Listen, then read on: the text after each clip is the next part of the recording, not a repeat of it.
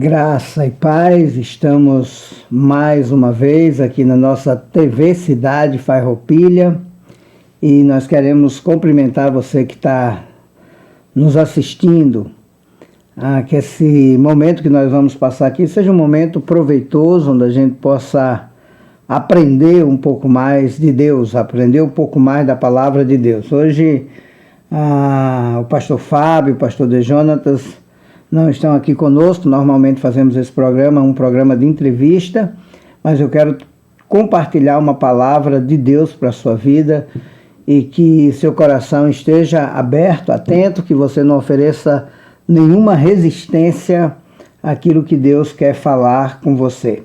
Quero começar fazendo uma oração por você e por nós durante esse programa. Nosso Pai, nosso Deus, obrigado pelo privilégio de podermos estar mais uma vez aqui nessa emissora de televisão para compartilhar um pouco da Tua palavra. Pedimos que Teu Espírito Santo, que é livre, que sopra onde quer, que é soberano, possa falar através da Tua palavra, através de nós, ao coração daqueles que irão nos ouvir. Obrigado pelo Teu cuidado, obrigado pela Tua presença. Nós agradecemos e pedimos a bênção sobre todos que nos escutam, em nome de Jesus. Amém. Amém. Eu quero compartilhar com você o Salmo 23. Eu quero compartilhar porque num outro programa aqui eu falei sobre João capítulo 10, onde quem fala é o bom pastor. João capítulo 10, Jesus está falando e ele diz: eu sou o bom pastor e eu dou a minha vida pelas ovelhas. Ele diz: as minhas ovelhas ouvem a minha voz, as minhas ovelhas me seguem porque eu vou adiante delas e elas me seguem, elas ouvem a minha voz.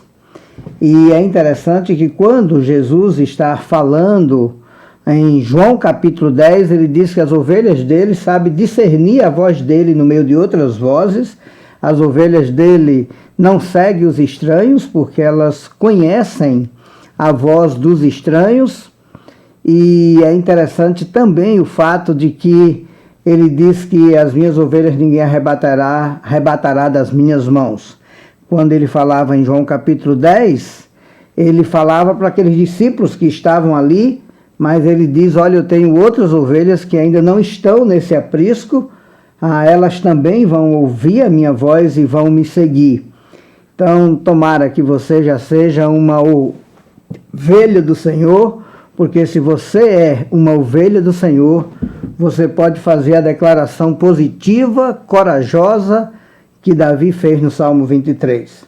Sendo ele uma ovelha do bom pastor, ele pôde escrever aquele salmo e ele diz: o Senhor é meu pastor e nada me faltará. Ele me faz repousar em pastos verdejantes, leva-me mansamente às águas tranquilas, refrigera minha alma, guia-me pelas veredas da justiça por amor do seu nome. Ele diz ainda que eu ande pelo vale da sombra da morte, não temerei mal algum, porque tu estás comigo, a tua vara e o teu cajado me consolam. Preparas-me uma mesa na presença dos meus adversários, unges-me a cabeça com óleo, o meu cálice transborda. Certamente, com toda certeza, sem sombra de dúvidas, a bondade e a misericórdia me seguirão todos os dias da minha vida e habitarei na casa do Senhor para todo o sempre. Primeira coisa que eu pergunto é exatamente isso: você é realmente uma ovelha do bom pastor? Você já ouviu a voz do bom pastor? Você já segue essa voz? Você já segue a orientação, o cuidado, a direção do bom pastor? Você já tem percebido essa presença do bom pastor na sua vida? Se tem, você pode dizer como Davi: o Senhor é meu pastor e eu não sinto falta de nada. Eu não sinto falta de nada apesar de tudo, não sinto falta de nada apesar das dificuldades, apesar das intempéries da vida, apesar das lutas constantes, nada me faltará. Quando o rei Davi escreveu este salmo, ele estava no deserto, fugindo do seu filho Absalão, porque o seu filho Absalão havia armado um golpe de Estado para destronar o pai, que era rei, tirar o pai do poder e assumir o lugar dele. Então Davi estava num lugar onde provavelmente ele estava com fome, com sede, e passando essa aflição e essa agonia de estar sendo perseguido pelo seu próprio filho. E ainda assim, naquela circunstância tão adversa, naquela circunstância tão difícil, ele pôde dizer: o Senhor é meu pastor, nada me faltará. E aí ele diz o que não lhe falta. Ele diz: o Senhor me leva para junto das águas de descanso. Descanso.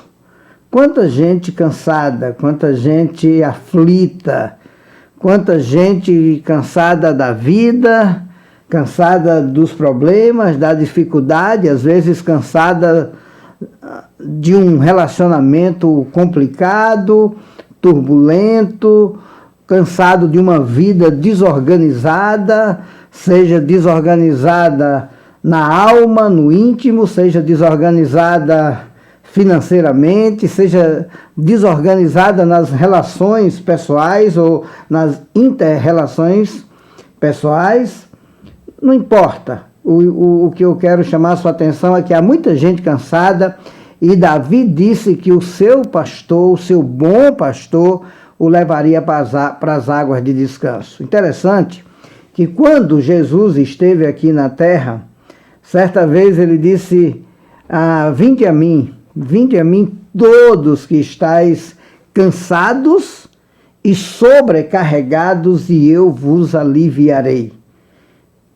Tomai sobre vós o meu jugo e aprendei de mim, porque eu sou manso e humilde de coração. Porque o meu jugo é suave e o meu fardo é leve, e achareis descanso para as vossas almas. Vinde a mim. É esse o convite de Jesus para aqueles que estão cansados, que carregam cargas pesadas, às vezes cargas passadas, pesadas, pecados, erros cometidos no passado, gente que sofre porque de alguma forma não tem conseguido encontrar a paz que Jesus oferece, a paz que excede todo entendimento. Jesus convida os cansados e ele pode dar descanso à sua vida. Ele pode dar descanso porque ele é um Deus humilde, ele é um Deus que está interessado nos mínimos detalhes da sua vida. É um Deus que se preocupa com você. É um Deus que conhece você e, apesar de conhecer você e apesar de você, ele o ama intensamente. Ele tem o poder de lhe trazer cura, alívio, libertação. Ele tem o poder de trazer descanso para a sua alma. Leva-me para junto das águas de descanso. Mas o Davi continua no Salmo e ele diz que não só descanso, mas ele disse: refrigera-me a alma. E aqui está falando da alma, a alma que está cansada, a alma que está doente. Quando a gente pensa na alma, a gente está pensando nos sentimentos, a gente está pensando nas emoções, a gente está pensando naquela parte imaterial do homem que faz com que ele sinta prazer, desprazer, tristeza ou alegria. Isso é a alma. E quantos que estão com a alma ferida, machucada, angustiada, gente que perdeu a capacidade de andar de cabeça erguida, gente para quem os outros olham e coloca uma marca, coloca um clichê, tatuam você, chamam você de alguma coisa e de repente a sua alma está cansada, está ferida, está machucada, ou quem sabe até pior, está amargurada. E uma alma amargurada vai fazer com que você perca a capacidade de sorrir, perca a capacidade de celebrar, até de perceber as coisas boas da vida, até de perceber os amigos, até de perceber o abraço, até de perceber o aconchego, a ajuda que está chegando, porque a alma está ferida, a alma está machucada e aí termina interpretando a realidade à sua volta de uma maneira totalmente equivocada, de uma maneira totalmente distorcida. Jesus, ele tem a capacidade de refrigerar a nossa alma. Não importa o passado, não importa o que você fez, não importa como você viveu ontem.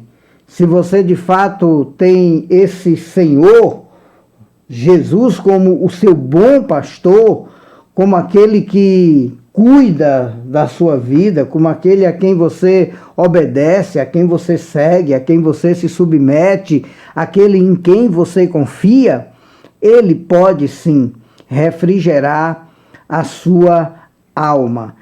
Eu chamo a sua atenção para o fato de que só Deus conhece realmente o seu interior. Só Deus conhece o que acontece de fato no íntimo mais profundo do teu ser. Ele conhece totalmente. Por isso que ele tem a cura. Isso me faz lembrar de uma amiga minha que certa vez falou para mim, ela era uma psicanalista, e ela disse para mim assim: olha, pastor, o futuro está no passado. E eu entendi o que ela disse. Ela disse que se no passado você cometeu certas coisas na vida, aquilo ali determinou o seu futuro e você está fadado ao fracasso, está fadado à derrota. Não tem mais jeito para você, não tem mais solução. E ela disse: o futuro está no passado. Então o que você é hoje, o que você será amanhã, depende de quem você foi ontem. Na verdade, não é bem assim, porque isso é para quem não conhece Jesus, o Salvador, o Senhor, o bom pastor, porque Jesus, ele tem a capacidade de apagar o passado, cancelar até mesmo as consequências do passado, das ações do passado. Muitas delas ele tem essa capacidade de cancelar completamente, ele tem a capacidade de transformar o seu presente, fazer com que seu presente seja um presente vitorioso, e tem a capacidade de projetar um futuro de bênçãos, um futuro de vitória, onde você vai ser abençoado e você vai abençoar quem estiver ao seu redor. Ele tem o poder de refrigerar a sua alma. Refrigera-me a alma. Então, coloca de fato sua vida nas mãos do Senhor e confie, como o salmista Davi confiava realmente nesse bom pastor. Não tem coisa melhor do que ter uma alma refrigerada pela presença de Deus, pela graça de Deus, pela presença amorosa, cuidadosa, protetora desse bom pastor. Agora, não só refrigera minha alma, ele falou também: guia-me pelas veredas da justiça, por amor do seu nome. E quanta gente confusa, quanta gente vivendo uma vida sem rumo, gente que, como diz a palavra de Deus, anda nas trevas e não sabe para onde vai. E porque andam nas trevas e não sabem para onde vai, se machucam, se ferem, ou até ferem outros e machucam outros, porque não conhecem, não vê, não percebem o caminho. Na verdade, ele disse: o Senhor, o meu pastor, ele me guia, ele me dá direção, ele me mostra o caminho. Porque, queridos, a palavra de Deus diz que há caminhos que ao homem parece ser bom, mas no final pode ser caminho de morte. Há caminhos que ao homem parece ser bom, mas é porque o homem só vê até certo ponto. Na verdade, o homem termina enxergando muito pouco. Eu não sei nem o que tem atrás daquela parede ali agora. Não consigo ver por trás daquela parede. Eu vejo muito pouco. Por melhor que eu desenvolva a minha capacidade de perceber, de notar, de discernir o que está acontecendo ali à minha volta, a minha possibilidade de errar é muito grande, porque eu não conheço, eu não tenho a capacidade de perceber de fato qual é a melhor direção. É por isso que o salmista diz que há caminhos que ao homem parece ser bom, mas no final é caminho de morte. O ideal mesmo é que sua vida esteja totalmente nas mãos de Jesus, ao ponto que você possa dizer como salmista: o Senhor guia-me pelas veredas da justiça por amor do seu nome. O melhor mesmo é se deixar guiar por esse Senhor que de fato e de verdade sabe qual é o melhor caminho para nós, qual é a melhor direção, qual é a melhor escolha a fazer. Todos os dias nós fazemos escolha de andar por esse ou por aquele caminho. Certa vez ele falando dos dois caminhos principais da vida, ele disse: olha, entrai pela porta estreita, porque larga é a porta, espaçoso o caminho que conduz à perdição, e são muitos os que entram por ela. Mas estreita é a porta e apertado o caminho que conduz à vida, e são poucos os que entram por essa porta. Porque as pessoas preferem o caminho largo, as pessoas preferem o caminho mais fácil, as pessoas preferem fazer suas escolhas, tomar suas decisões, tomar a direção que é mais fácil seguir. Mas nem sempre os caminhos mais fáceis são os melhores caminhos. Nem sempre escolher o caminho mais fácil é o melhor.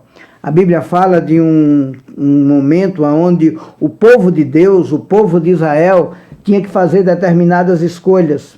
E uma dessas escolhas era exatamente escolher ir pelo caminho dos filisteus ou fazer a volta para poder chegar onde eles queriam. E eles optaram pelo caminho mais curto, o caminho mais estreito, embora Deus disse que aquele não era o caminho que ele orientava, embora ele deixou o homem com essa liberdade para escolher qual caminho queria seguir. E eles tomaram o caminho errado, e foi uma derrota completa do povo de Deus ali, por ter tomado o caminho mais curto. Então, o Senhor guia-nos pelas veredas da justiça por amor do seu nome.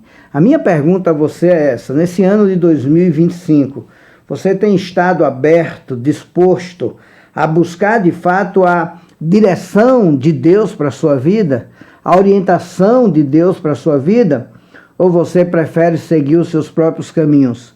Muitos têm seguido qualquer direção que o coração aponta. O problema é que o nosso coração é enganoso. Jeremias 17:9 diz que enganoso é o coração mais do que todas as coisas e desesperadamente corrupto, quem o conhecerá? Seguir o caminho do coração, o caminho que as emoções apontam, é sempre um caminho muito perigoso. Normalmente vamos errar quando seguimos o caminho que o coração aponta, quando seguimos o caminho que as emoções nos levam a segui-lo.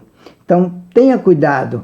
Jesus, ele quer guiar você como bom pastor pelas veredas da justiça, por amor do seu nome. Mas ele não só nos dá uma direção, ele não só nos dá descanso, ele não só nos dá refrigério, mas se ele é o seu bom pastor, ele pode dar a você, no ano de 2025 e durante toda a sua vida, ele pode ser o teu companheiro constante.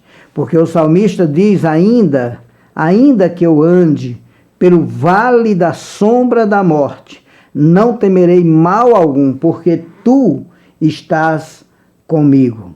Ainda que eu ande pelo vale da sombra da morte. Olha, não tem coisa melhor do que a presença do Senhor. É evidente que mesmo sendo ovelha do bom pastor, nós podemos passar por grandes vales nessa vida. Nós podemos passar por grandes desertos. Podemos passar por períodos de seca, de mesmice, de angústia, de perigos, de grandes dificuldades na vida. Todo ser humano que vive aqui debaixo do sol está sujeito a passar pelas intempéries da vida, está sujeito a passar pelas tempestades da vida. O que vai fazer a diferença é quem é que está cuidando da sua vida. O bom pastor está de fato com você nesses desertos, ele é de fato o seu bom pastor, porque se for, você não precisa ter medo. Se ele é o seu bom pastor, você pode confiar. É por isso que Abacuque disse: ainda que a figueira não floresça, ainda que o produto da oliveira minta, quer dizer, prometa dar fruto e não dê, ainda que as ovelhas sejam arrebatadas do aprisco e nos currais não haja gado, ainda que qualquer coisa aconteça, ele disse, eu me alegro no Senhor Deus da minha salvação. Ainda que, Jó chegou ao ponto de dizer, ainda que Deus me mate, eu confiarei nele, porque eu sei que o meu Redentor vive e no fim se levantará para me dar a vitória. Que coisa maravilhosa ter essa convicção da presença de Deus. É quando você lê o Salmo 139 e você lê com aquela convicção com que o salmista falou.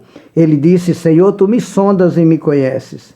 Tu sabes quando eu me assento e quando eu me levanto. De longe penetras os meus pensamentos, esquadrinha o meu andar e o meu deitar, e conhece todos os meus caminhos. Ainda a palavra nem me chegou à boca, e tu, Senhor, já a conhece toda. Tu me cercas por trás e por diante, e sobre mim põe a tua mão. Tal conhecimento é maravilhoso demais para mim. É sobremodo elevado, não posso atingir. Para onde me ausentarei do teu espírito? Para onde fugirei da tua face? Se subo aos céus, lá estás. Se faço a minha cama no mais profundo abismo, ainda lá me haverá de guiar a tua mão e a tua destra me susterá. Se eu digo as trevas, com efeito me encobrirão, até as próprias trevas não te serão escuras, porque para ti as trevas e a luz é a mesma coisa. Pois tu formaste o meu interior, tu me teceste no seio da minha mãe. Graças te dou, visto que por modo assombrosamente maravilhoso me formaste. As tuas obras são admiráveis e a minha alma o sabes muito bem. E aí ele diz assim, os meus ossos não te foram encobertos quando no oculto fui formado e entretecido nas profundezas do abismo. Os teus olhos me viram a substância ainda informe, quando eu nem ainda havia sido formado. E no teu livro foram escritos todos os meus dias, cada um deles escrito e determinado quando nenhum deles havia ainda.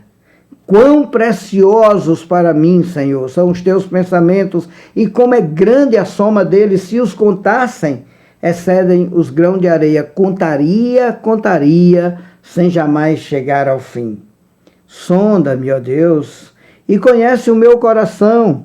Prova-me, ó Deus, e conhece os meus pensamentos. Vê se há em mim algum caminho mau e guia-me pelo caminho eterno.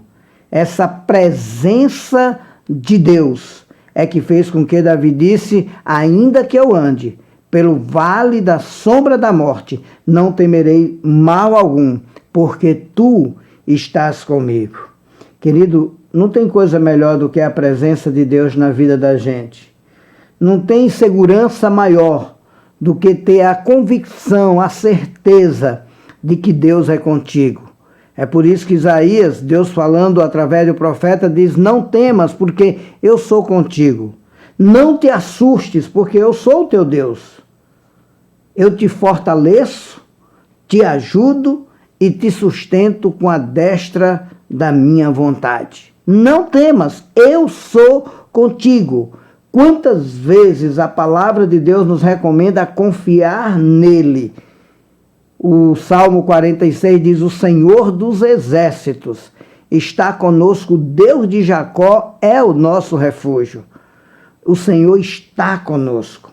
Não tem coisa melhor do que essa presença. Então, deixe ele te guiar e tenha convicção de que ele está com você durante toda a parte do caminho. E, na verdade, se você chegou até aqui e está ouvindo essa palavra, não importa o que você passou, saiba que foi ele que te conduziu até essa parte da caminhada. Foi ele que te trouxe até aqui. Foi ele que permitiu que você chegasse aonde você está agora e estivesse ouvindo essa palavra de Deus, essa promessa maravilhosa de que ele está conosco. Isso é algo grandioso. lembra você as palavras de Isaías sempre quando ele diz assim: eu irei adiante de ti. Está confuso? Está sem saber por onde ir? Olha, reconhece essa presença. Eu irei adiante de ti, disse Deus. Eu endireitarei os caminhos tortuosos. Eu quebrarei as trancas de ferro. Eu despedaçarei as portas de bronze. Dar-te-ei os tesouros encobertos, escondidos e as riquezas encobertas, para que você saiba que eu sou o Senhor e que não há Deus além de mim. Ele disse: eu vou na tua frente e você só me segue, e você só escuta a minha voz. Não tem coisa maior do que essa. Aí o salmista conclui esse Salmo 23 com uma convicção tremenda, quando ele diz assim: certamente. Certamente quer dizer sem dúvida nenhuma. Certamente quer dizer com toda certeza. Bondade e misericórdia vão me seguir todos os dias da minha vida. Eu vou colocar o pé no chão com essa certeza, com essa convicção dessa bondade de Deus que não me deixa, dessa misericórdia de Deus que é constante para comigo. Quando se fala da misericórdia de Deus, fala do fato de que Ele não nos dá o que merecemos por pura misericórdia. Nós merecemos muitas vezes a punição, o erro, mas Ele nos cobre com o favor imerecido que é a sua graça. Ele age com bondade para conosco. Ele disse: olha, certamente que a bondade e a misericórdia do Senhor me seguirão todos os dias da minha vida. É por isso, talvez, que o próprio profeta Jeremias vai dizer: as misericórdias do Senhor são a causa de não sermos consumidos.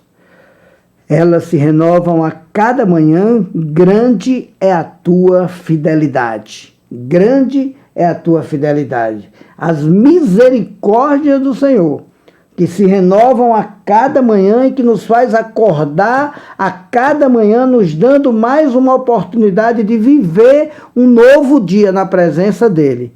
A Bíblia vai dizer que essa misericórdia do Senhor vai nos seguir todos os dias da nossa vida. E quando a vida terminar aqui, não tem problema. Nós vamos habitar na casa do Senhor para todo o sempre. No Antigo Testamento não é muito claro quando se fala dessa habitação na casa do Senhor para todo sempre.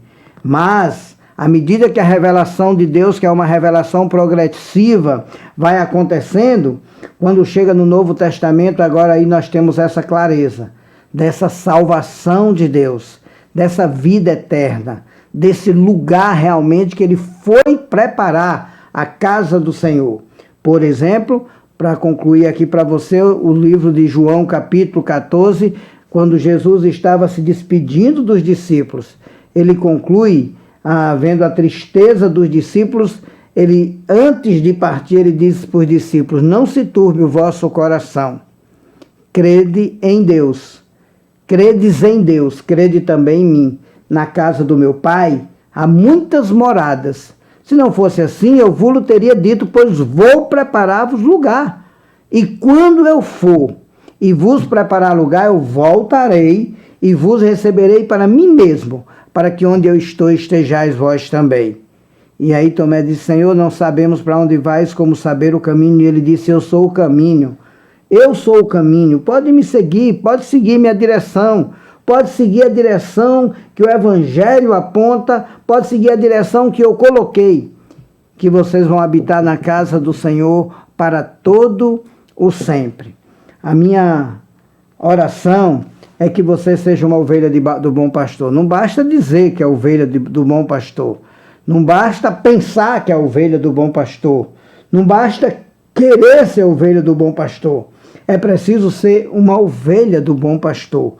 Me lembro quando alguém disse que era filho do Pelé e por isso tinha direito a uma determinada herança, e aí, quando foi fazer todos os testes de DNA, aquilo não era verdade, aquilo ele apenas achava que era filho do Pelé, mas de fato não era.